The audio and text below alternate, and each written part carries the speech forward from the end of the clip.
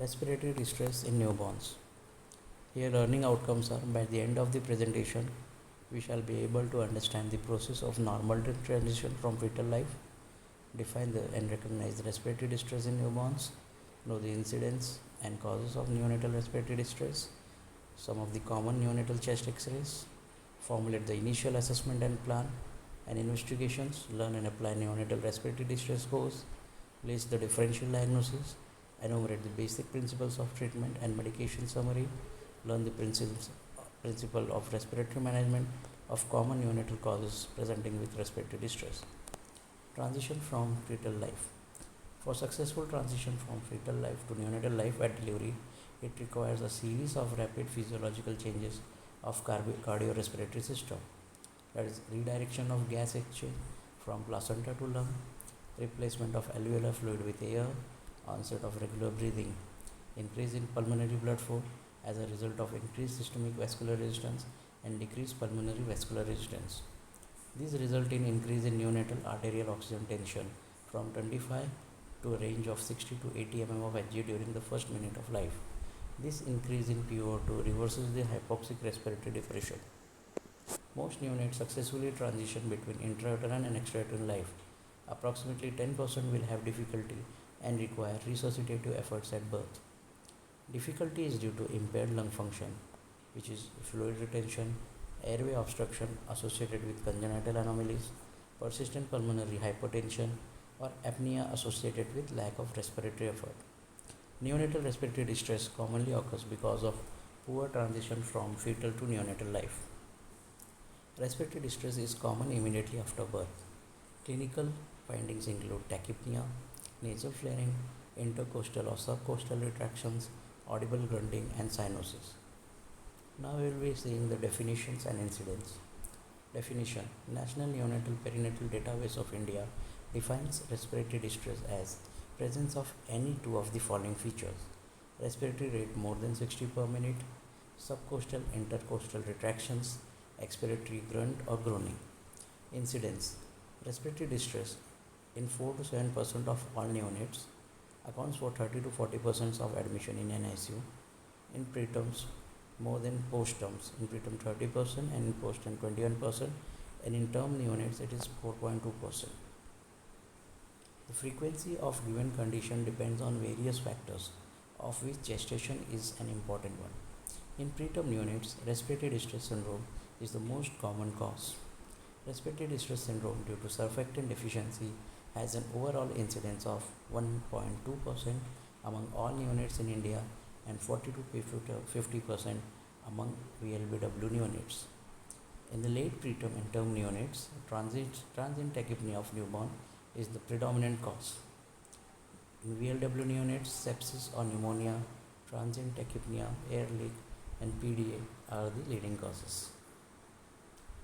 In this table, there is lists of the causes of respiratory distress, like airway causes are choanal atresia, para-Rubin sequence, tracheoesophageal fistula, laryngotrachomalacia, vocal cord paralysis. In pulmonary causes, TTNB, respiratory distress syndrome, meconium aspiration syndrome, pneumothorax, persistent pulmonary hypertension of newborn, pulmonary hypoplasia, diaphragmatic hernia. In cardiac causes, CSD, arrhythmia, congestive cardiac failure, cardiomyopathy. In thoracic causes, chest wall deformity, skeletal dysplasia. In neuromuscular diseases, central nervous system damage from birth trauma, hemorrhage, meningitis, asphyxia. Medications like maternal sedation, narcotic withdrawal, muscular diseases like myasthenia gravis, spinal cord injury. Others include sepsis, anemia, polycythemia. Now we'll be looking some common neonatal chest X-rays. Ideally performed in NICU using a portable X-ray equipment. An AP view or anterior posterior view of a chest is sufficient. Lateral chest and abdomen views only when there is a clinical indication. Indications of X-ray: for evaluating the initial cause of respiratory distress, for suspected cardiac or pericardial disease, to check position of endotracheal tube, umbilical venous or arterial lines, peripherally inserted central catheters or chest tubes, for evaluating the cause of worsening respiratory distress in a ventilated neonates after ruling out mechanical problems. like tube block secretion, dislodgement, or ventilator dysfunction.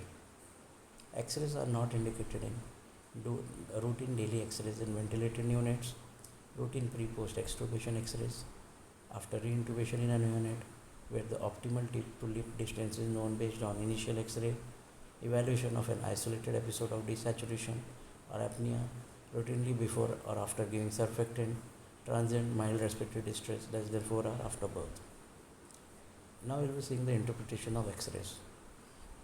We'll be looking for projection, AP or PA films, exposure, whether it is hard or soft films, rotation, and soft tissue and bones. In lungs, we'll see the expansion, parenchymal appearance, lucency, nature of opacities, feature, cardiac and diaphragmatic margins, cardiac thoracic ratio, cardiac size, pulmonary vascular markings, specific chamber enlargement. Projection. The following features distinguish anterior posterior from posterior anterior film. In posterior anterior films, the scapula lie posterolaterally and are away from the lung fields, whereas they tend to overlap the lungs in AP films. Due to its anterior placement, the heart appears larger in AP rather than a PA film. The cervicothoracic vertebral end plates are tangential to the AP projection beam, making them prominently seen in AP view, while the lamina appear more prominent in PA view. The ribs appear to be more horizontally placed in AP view. Most neonatal chest X-rays are AP films, unless the baby is made to lie prone. In exposure, we are looking for lucency of soft tissue shadows. Darker the soft tissue, more is the exposure. Ease of visibility of retrothoracic vertebrae, retrocardiac vertebrae. If the retrocardiac vertebrae are easily seen, the film is overexposed. Relative lucency of lung fields. When long bones appear to disappear, it is overexposed films. In rotation, the chest X-ray is rotated if the distance of anterior ends of rib from the middle of spine are unequal on either side. The film is rotated to that side on which the distance appears greater. Medial end of clavicles are not equidistant from midline. Usually the side to which the chest is rotated appears more hyperlucent than the other and hence should be interpreted with caution. Soft tissue in bone, picking up changes of osteopenia and fractures. Thymus, normal and abnormal. Thymus appears as a bilaterally smoothly outlined superior mediastinal shadow, blending with the cardiac silhouette. Some normal variants of thymus are notch sign, uniform enlargement of thymus on both sides with prominent notch on inferior left border, corresponding to the junction of inferior aspect of normal thymus gland and cardiac silhouette. Sail sign, characteristic sail-like border of normal thymus, more commonly seen on right side. Wavy thymus sign, undulating waviness of lateral border of thymus due to indentation of ribs. Lung expansion. Normal lung expansion is up to 6 ribs anteriorly and 8 ribs posteriorly. This follows the normal position of the diaphragm between 5th and 7th anterior ribs. The radiological features of hyperexpansion are presence of more than 6 ribs anteriorly and 8 ribs posteriorly, flattening of diaphragm, increased lucency of lung fields, air under the heart, herniation of lung to opposite side, ribs more horizontal. The evaluation of lung expansion by counting the number of ribs or intercostal spaces above the diaphragm can be tricky in newborns. This technique represents the expansion in 2 dimensions only, but newborns, unlike older infants and children, have highly compliant thoracic cage, which can easily expand in anterior-posterior dimension as well. Lesser diaphragmatic excursions occur during inspiration in neonates as compared to older children. Respiratory distress syndrome. This is caused by a deficiency of surfactant production by type 2 alveolar cells, which results in alveolar collapse with overinflation of large alveoli and resultant transduction of proteinaceous fluid into alveoli, creating the classical hyaline membrane under aerated lungs. Reticulogranularity, presence of air in the distended terminal bronchioles and alveolar ducts against a background of alveolar atelectasis. Air bronchograms. With the progress of disease, more and more distal airway collapses, leaving the proximal bronchi standing out as an air bronchogram. Air bronchograms may be absent in expiratory film. Diffuse granularity. In severe cases or in expiratory films, these findings may be replaced by whiteout lungs due to diffuse alveolar atelectasis. These are the presentations of X-ray of an RDS baby, that is reticogranularity, air bronchograms, and diffuse granularity.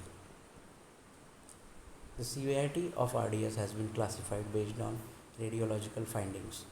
In mild RDS, normal decreased aeration and reticulogranularity is seen. In moderate RDS, decreased aeration, air bronchograms, indistinct diaphragm, and heart borders. In severe RDS, confluent opacification of lungs with loss of mediastinal and diaphragmatic borders. RDS mimickers. Congenital heart disorders such as total anomalous pulmonary venous connection, pulmonary vein atresia, and hypoplastic left heart syndrome by producing interstitial pulmonary edema can mimic the granular pattern seen in RDS. Two radiographs demonstrate severe and moderate neonatal respiratory distress syndrome. Both demonstrate the characteristics low lung volumes in these both X-rays. In these both X-rays, there is low lung volume. This lung volume is very low. There is diffuse reticulogranularity. This is the dotted one. Diffuse reticulogranularity, ground glass appearance with air bronchograms. This is air bronchogram, which is looking like this, air bronchograms.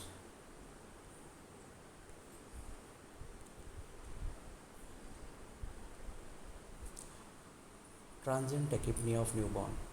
In this, the condition resulting from delayed clearance of fetal lung fluid, overloading the interstitium, lymphatics, and cardiovascular system.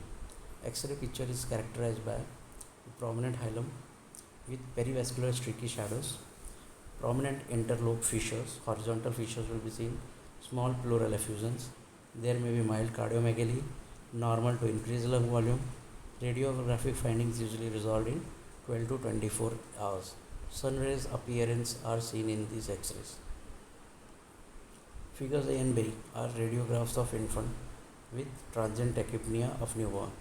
They demonstrate areas of diffuse infiltrates. Then in the lung field, perihilar streaking is there. Here. That is indicative of retained lung fluid consistent with diagnosis of TTN. In this, we can also say fissuring. Fissuring is also seen, like over here. So fissuring is also seen, which is indicated of retained lung fluids.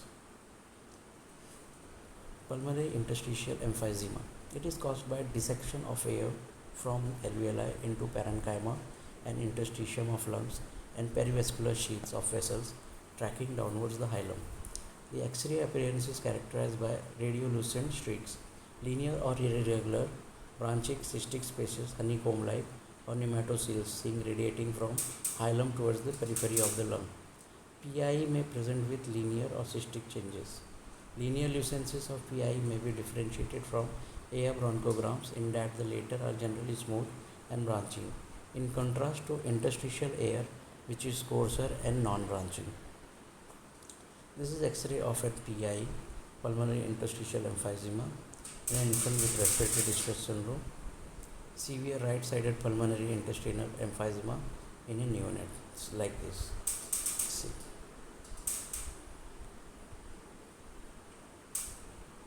Pneumothorax. It results from dissection of extra-alveolar air to hilum, followed by rupture into pleural spaces, increased radiolucency of ipsilateral lung, and sharpness of mediastinal borders. These are the earliest signs of pneumothorax.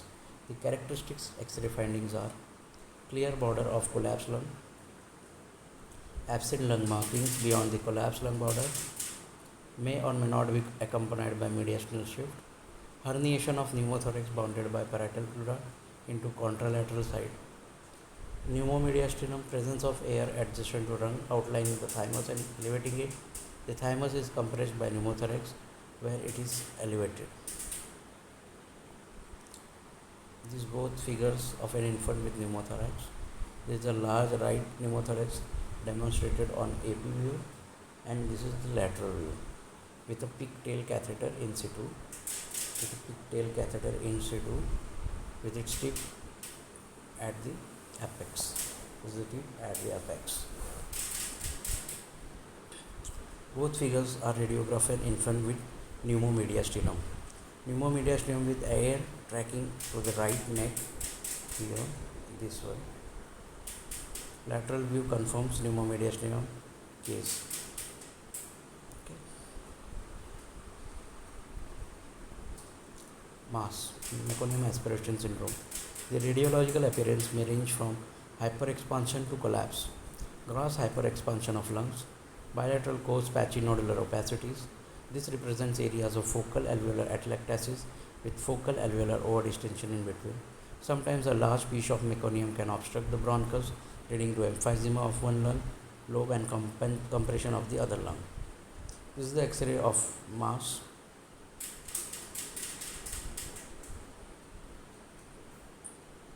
Pneumonia. The radiological picture is variable and varies from reticulogranular granularity to lobar or segmental consolidation. Asymmetry of reticulogranular pattern with air bronchograms may be seen. Coarse granular patchy infiltrates with irregular areas of hyperinflation, pleural effusion, detected by blunting of lateral costophrenic angle. In supine radiographs, there is decreased transradiancy of the lung with preserved pulmonary vascular markings. If enough fluid is present, it is seen as peripheral band separating the lung and lateral chest wall. This is the X-ray of neonatal pneumonia. Now we will be seeing the X-ray appearance of bronchopulmonary dysplasia. The radiological appearance is variable and depends on postnatal stage. In stage 1, 2 to 3 days, air bronchogram reticulogranularity is seen, which is similar to RDS. In stage 2, that is 4 to 10 days, opacification, coarse irregular densities is seen. In stage 3, 11 to 20 days, small generalized radiolucent cyst is seen. In stage 4, that is 1 month, dense fibrotic strands, generalized cystic area, hyperinflated lungs is seen. These are the X-rays, stage 1, stage 2, stage 3 and stage 4. Progression of bronchopulmonary dysplasia, radiographic findings in a premature neonate. In this X-ray, radiograph with the normal finding was obtained on day 1 after birth. Respiratory distress syndrome is typified by diffuse homogeneous ground glass opacification on day 3 after birth. Then moderate BPD changes on day 22 after birth, showing hyperinflation. This is hyperinflation with patchy atelectasis. Patchy atelectasis is seen. Severe BPD changes on day 39 after birth are characterized by extensive diffuse cystic lesions. The cystic lesions are seen with areas of hyperinflation. 3 types of bubble in chest X-ray. Type 1 bubbles seen in RDS. Small and uniform, rounded 1 to 2 mm in diameter, more prominent at lung bases. Due to overdistension of terminal airways, become less pronounced on expiration. Type 2 bubbles, that is seen in pulmonary interstitial emphysema, nodular and tortuous in shape, 2 to 3 mm in diameter, peribronchial and perivascular in location, do not empty on expiration. Type 3 bubbles, larger than the first 2 types of bubbles, irregular shaped, seen in focal hyperaeration syndrome, example bronchopulmonary dysplasia, also become less pronounced on expiration like type 1 bubbles. Vogdalic defects, present with a well-defined dome-shaped soft opacity, usually on left side. This is basically seen in congenital diaphragmatic hernia. They are dynamic in nature and may come and go in serial films.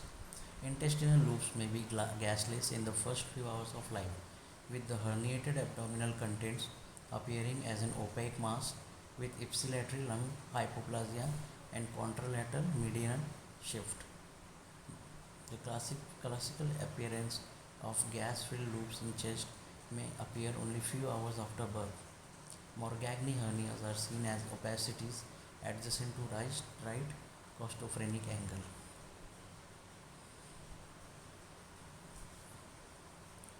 Gastric bubble and coronary lobes fill the left hemithorax over here. Extensive mediastinal shift is there to the right. Paucity of gas within the abdomen. There is no gas in abdomen. Umbilical artery catheter at the level of T3. Nasogastric tube at the level of hemidiaphragm. ETT superior to carina. Now we will be seeing the X-ray of tracheoesophageal fistula.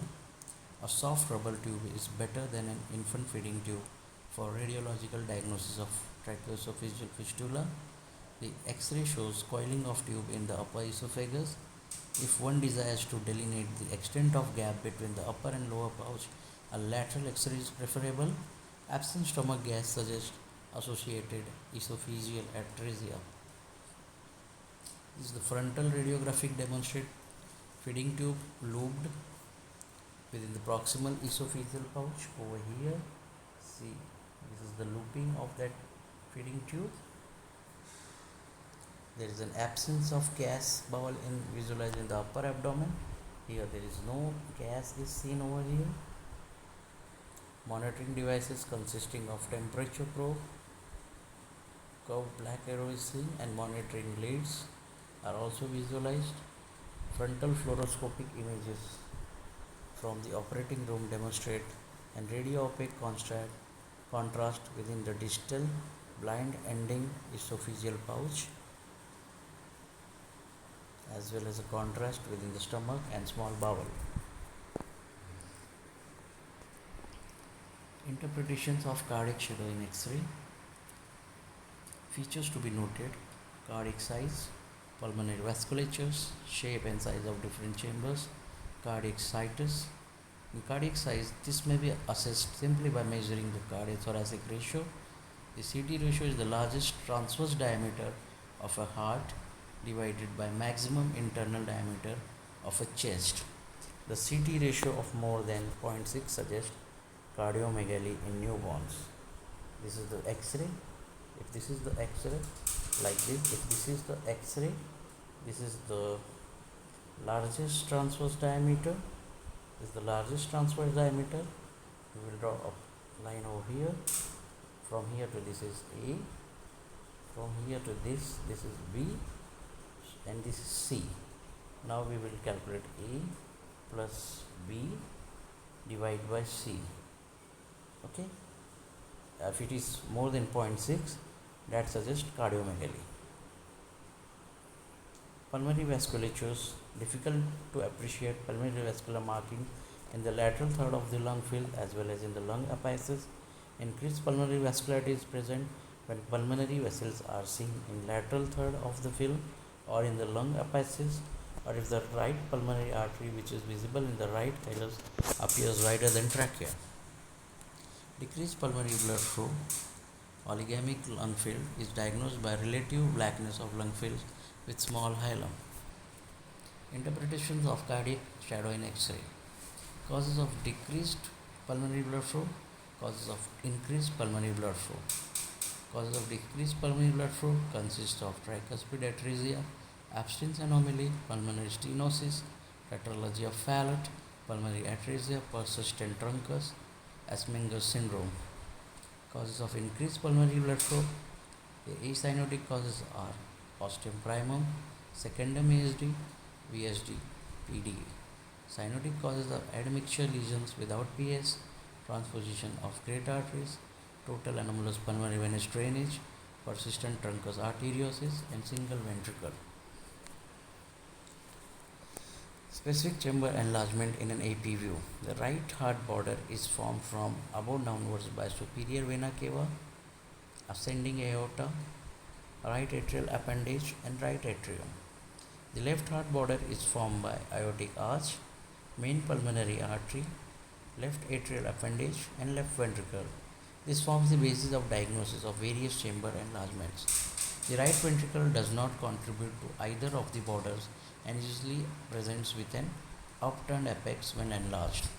Left atrial enlargement results in splaying of the carina, straightening of left heart border, and left heart border.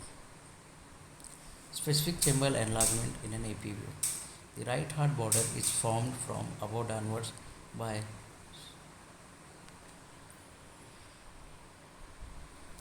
specific X-ray picture in congenital heart lesions. In VSD, there will be prominent pulmonary vascular markings, left atrial and ventricular enlargement. In PDA, prominent main pulmonary artery, left atrial and ventricular enlargement. In coarctation of aorta, a reverse 3 sign is seen along the left upper heart border, hypoplastic aortic knob along the left ventricular prominence, inferior rib border notching. This is the X-ray of a VSD which demonstrates prominent pulmonary vasculatures. This demonstrates a prominent pulmonary vasculatures. This is prominent pulmonary vasculatures, that is active congestion without pleural effusion or convincing consolidation, and the heart is prominent. This is the X-ray of PDA, demonstrates prominent heart and pulmonary artery. This is the X-ray of coarctation of aorta. The chest X-ray demonstrates focal indentation of distal aortic arch. That is the reverse 3 signs. This is known as the figure of 3 sign. No definite inferior rib notching is seen.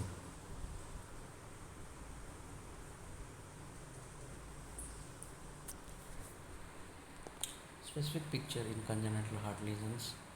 Tetralogy of Fallot, Carnes-Booth, boot-shaped heart caused by small pedicle atretic pulmonary artery with an upturned apex due to right ventricular hypertrophy and pulmonary oligemia.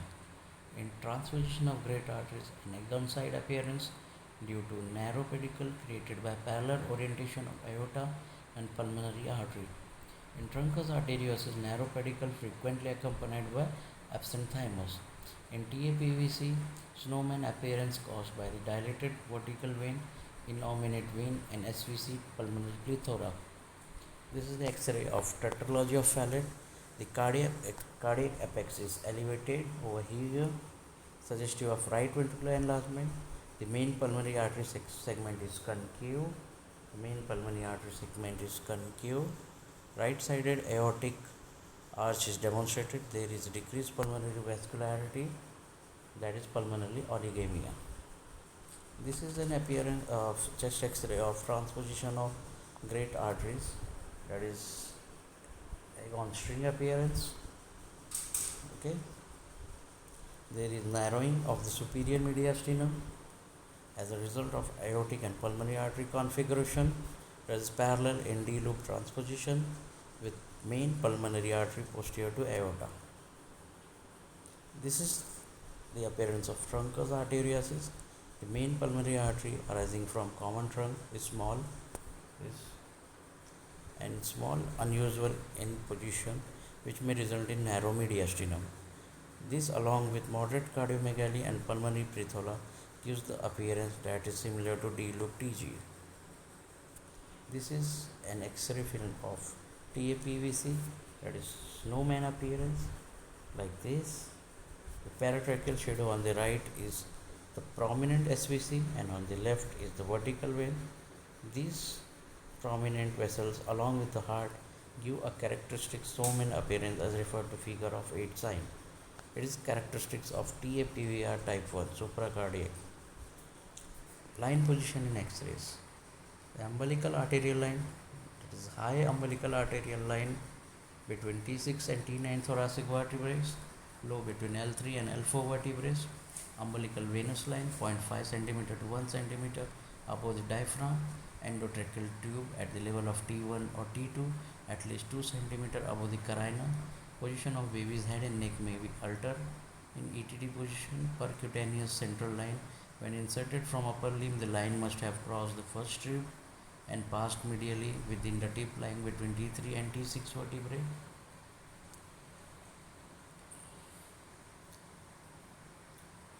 Following While doing an X-ray, follow aseptic precautions. Adequate hand hygiene is must for all, including the radiographer. Always discuss the exposure settings with the radiographer in order to optimize image quality. A rough guide is to use 30 to 50 and for 4 to 10 mA. Avoid direct contact of X-ray plate with the baby to prevent hypothermia. Always place the X-ray plate in the separate tray meant for that purpose. In small babies, be aware of hypothermia as the radiant warmer is tilted away during the X-ray and provide extra heat source if necessary. X-ray can be done through an incubator safely.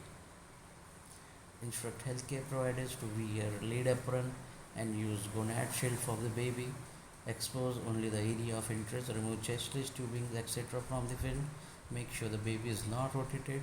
Try to quieten the baby to avoid swings in the respiratory depth. While reading an X-ray, read schematically, correlate findings with clinical details, make a note of age in hours, days, serial sequence number, interventions done before such as surfactant administration and after the X-ray, pulling out a deeply placed endotracheal tube. Use of a view box and magnifying glass is ideal. Initial assessment of respiratory distress should be done. Identify life-threatening conditions.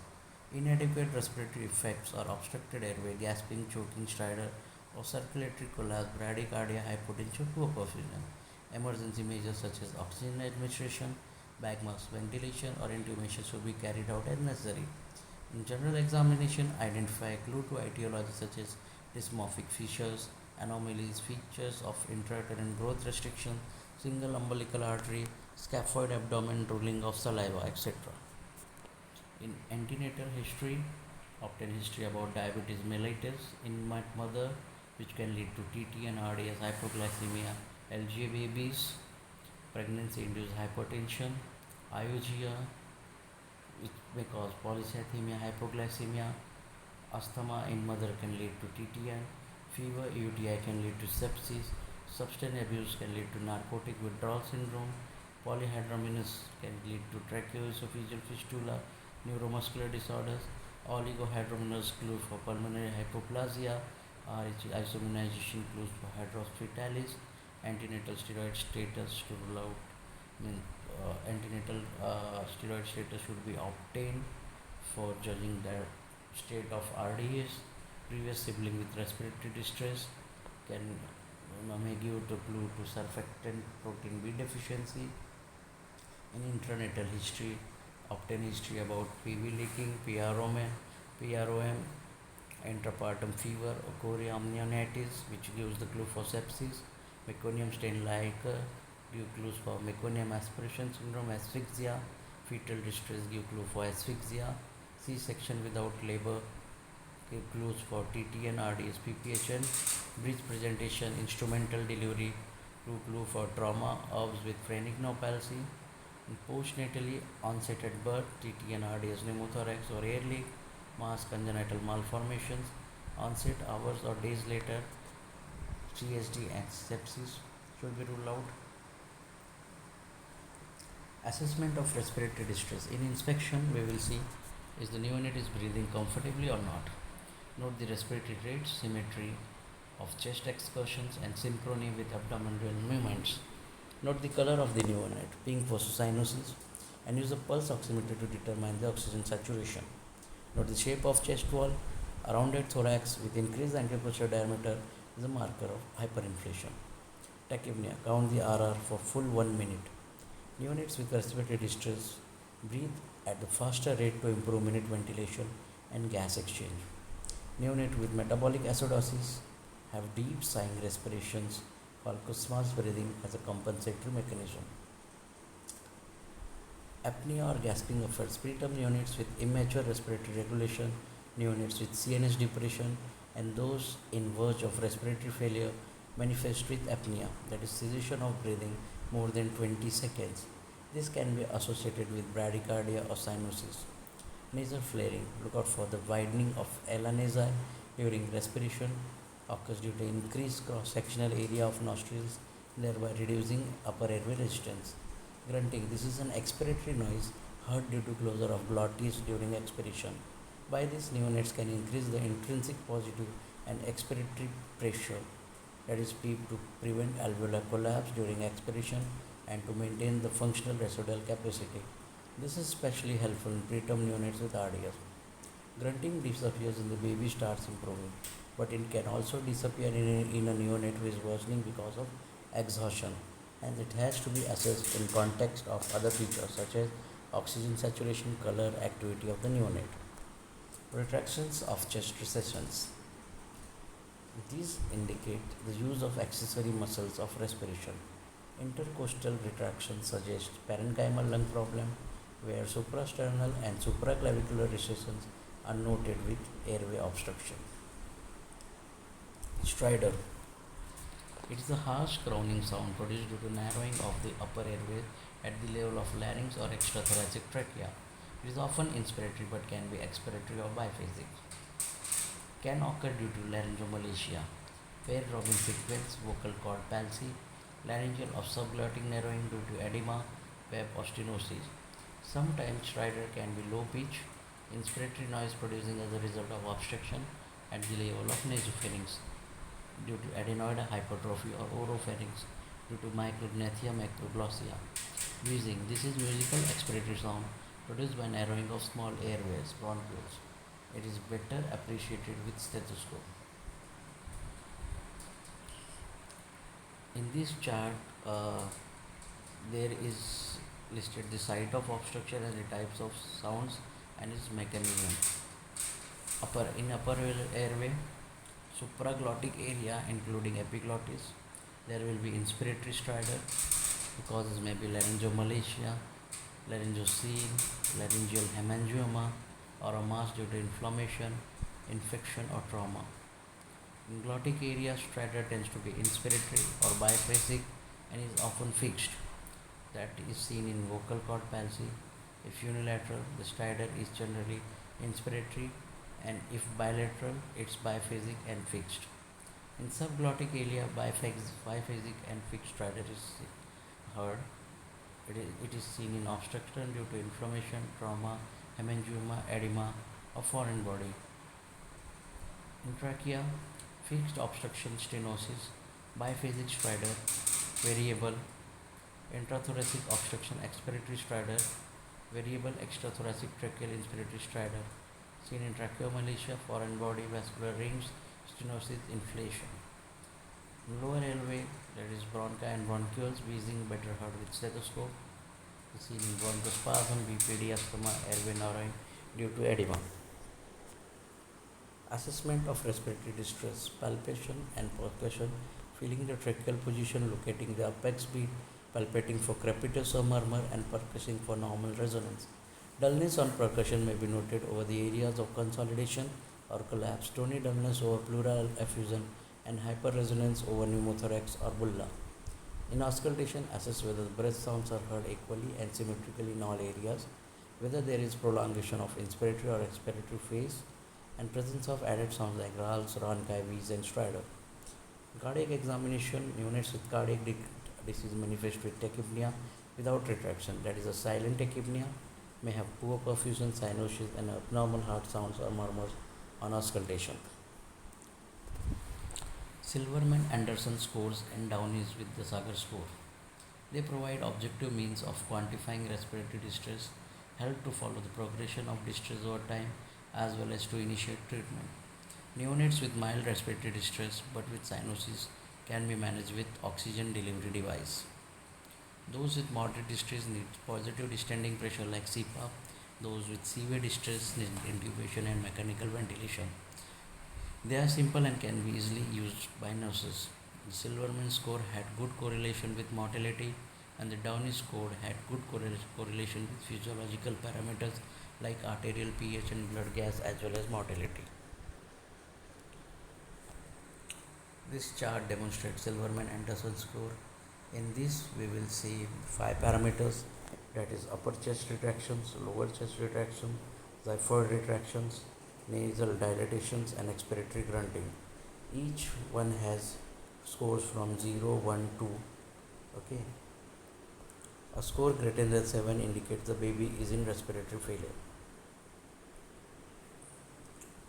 Downey score also has 5 features: cyanosis, retraction, grunting, air entry, and respiratory rate.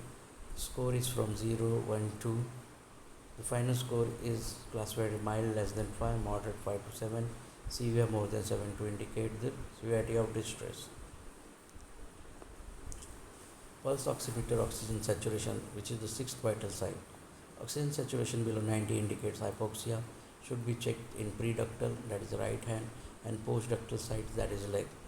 A pre-postductal difference of more than 5 to 10% indicates probable right to left shunting through PDA in a setting of PPHN. This is very important.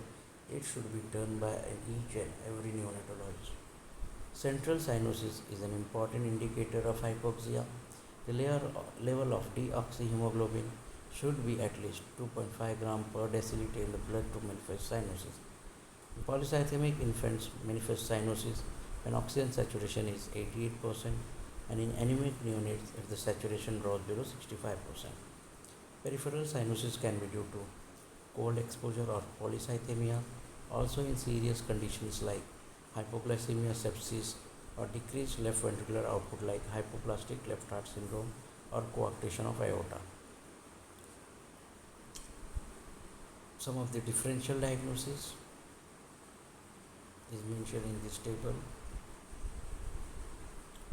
Okay, like in respiratory distress syndrome, these are the risk factors: prematurity usually less than 34 weeks, lack of antenatal steroids, infant of diabetic mother, birth asphyxia, Rh isoimmunization, onset at or soon after birth, progresses till 48 hours, static for 48 hours, and improves later.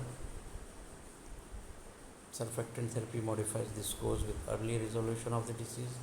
FiO2 required of more than 40%. Radiological features: low lung volume, fine reticulogranular pattern, ground glass appearance, air bronchogram, whiteout lungs. Transient tachypnea of newborn, predominantly late preterm, term infants born by C-section, maternal diabetes mellitus, onset at or soon after birth, maximum severity at birth and improves gradually. FiO2 requirement generally not more than 40%. In X-ray, we will be seeing hyperinflated lungs, perihiral sheeting, fluid in the minor fissure, pleural effusion, and mild cardiomegaly. Early onset sepsis, pneumonia, risk factors such as PROM, chorea amniotis, maternal fever, unclean vaginal examination. Onset is at birth or delayed, may fail to improve with oxygen or CPAP. In X-ray, there is homogeneous or heterogeneous apoptosis bilaterally. In meconium aspiration syndrome, the risk factors are meconium stain, amniotic fluid. Onset may be at birth or delayed. Meconium staining of cord skin, hyperinflated chest, and features of PPHN. In X-ray, we will be looking for hyperinflated lungs, coarse nodular opacities, patchy atelectasis, and areas of overinflation. Now, we will be looking out for approach to management. Specific management depends on accurate diagnosis from the history, clinical examination, and investigations. In investigations, gastric aspirate shake test. It is a simple bedside test done to predict the risk of RDS. The test involves mixing of 0.5 ml of gastric aspirate obtained within 1 hour of birth with equal volume of 95% ethyl alcohol in a clean glass test tube. 4 ml of glass test tube of 82 into 10.25 mm diameter. The test tube is cocked, shaken for 15 seconds, and left for 15 minutes before the liquid air interface is examined by the stability of bubbles. The presence of entire rim of bubbles is considered positive test, while absence of bubbles is negative and incomplete rims of bubbles is the intermediate test.